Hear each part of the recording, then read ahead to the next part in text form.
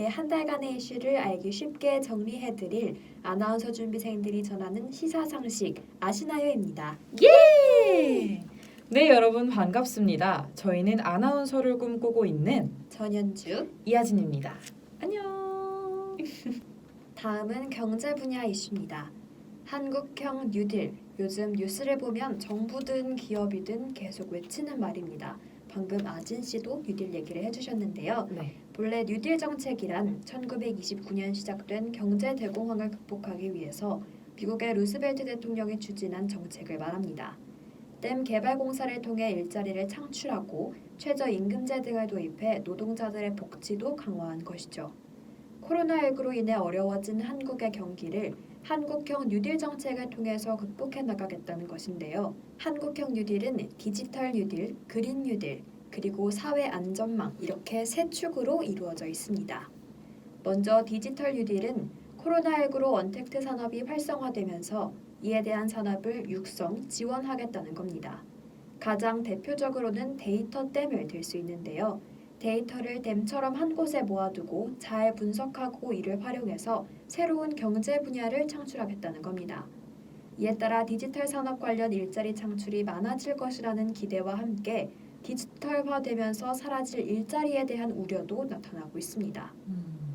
다음 그린 뉴딜은 저탄소 경제 성장책으로 친환경 산업을 국가가 주도하겠다는 내용으로 가장 많은 예산을 쏟을 분야이기도 합니다. 환경을 보호하는 신기술 개발에 투자하고 신재생 에너지를 더 많은 사람들이 쓸 수 있도록 지원하고 환경에 피해가 적은 형태로 리모델링한다는 게 주 내용입니다. 여기서 알아두셔야 할 용어는 스마트 그리드인데요. 스마트 그리드란 기존 전력망의 IT 기술을 접목해 전력 공급자와 소비자가 실시간으로 전기 사용 관련 정보를 주고받을 수 있도록 한 전력망입니다. 소비자는 이 전력망을 통해서 전력의 수요 공급에 따라 변동하는 가격 등의 정보를 확인하고 실시간으로 에너지원을 선택해 에너지 사용을 최적화할 수 있습니다.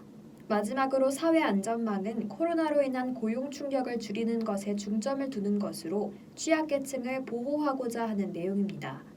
기존에는 특수고용 노동자나 프리랜서는 고용보험에 가입할 수 없어 실업급여를 받을 수 없었는데 이들 역시도 실업급여 대상자가 됩니다. 또 상병수당이라는 것도 사회안전망의 일환으로 제시되었는데 상병수당이란 업무가 아닌 다른 이유로 다쳤거나 아플 때에도 그 소득을 보전해주는 것을 말합니다. 이전까지는 아프면 쉬어라 라는 말이 사실 지켜지기도 어려웠는데 이제는 그걸 법적으로 보장해주겠다는 거죠. 제시된 내용들을 보면 다 좋은데 일각에서는 이에 대한 재원 마련을 어떻게 할 건지에 대해 우려를 표하고 있습니다. 정부는 우선 원래 나가는 돈을 줄이는 지출 구조 조정을 통해 마련하겠다고 답했는데 이에 대해서는 지켜봐야 할 것 같습니다. 확실히 세 가지 방면에서 이 뉴딜 정책을 펼치는 만큼 정말 재정적으로 문제가 클 수 있을 것 같습니다. 근데 가장 많은 재정적인 지원을 하겠다라고 했던 바로 그 환경 뉴딜, 스마트 그리드가 요즘 굉장히 화두가 되고 있는데요. 이 스마트 그리드, 그래서 기존의 전력망 그리드에 정보통신 기술 ICT를 접목해서 전력망을 결국 지능화한다는 말이죠. 네, 맞습니다. 다음 이슈입니다. 지난 8월 2일 경제협력개발기구 OECD에 따르면 4, 5, 6월 즉 2분기 한국의 경제 성장률은 실질 GDP를 발표한 13개 OECD 회원국과 비회원국인 중국까지 포함한 14개국 가운데 두 번째로 높았습니다. 이때 GDP는 국내 총생산으로 한 국가에서 생산한 가치를 시장 가격으로 평가한 것을 의미합니다. 그런데 이상한 일이 아닐 수가 없죠. 한국의 경제 성장률 14개국 중에 2위를 했는데요. 2분기 마이너스 3.3% 역성장했습니다. 그러니까 급락한 것이죠. 이렇게 떨어졌는데도 불구하고 주요 14개국 중 경제 성장률 2위를 기록한 이 이유는 무엇일까요? 우선 1위는 중국으로 10% 이상 성장세를 보이며 1위를 차지했는데요. 코로나19의 진원지로서 가장 먼저 충격을 겪은 만큼 복구도 빠른 모양입니다. 중국이 1위를 차지했다.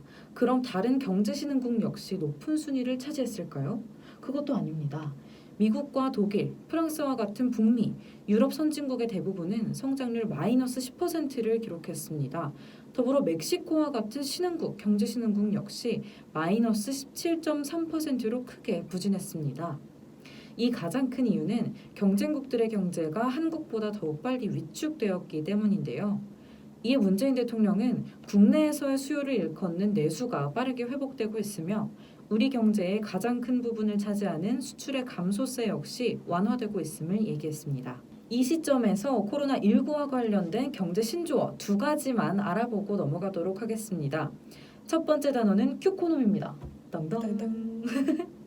격리를 의미하는 쿼런틴과 경제를 의미하는 이코노미를 합성한 신조어로 전염병으로 인한 불안 심리가 확산되면서 정부가 돈을 풀어도 이것이 소비로 곧장 이어지지 않는 현상을 의미합니다.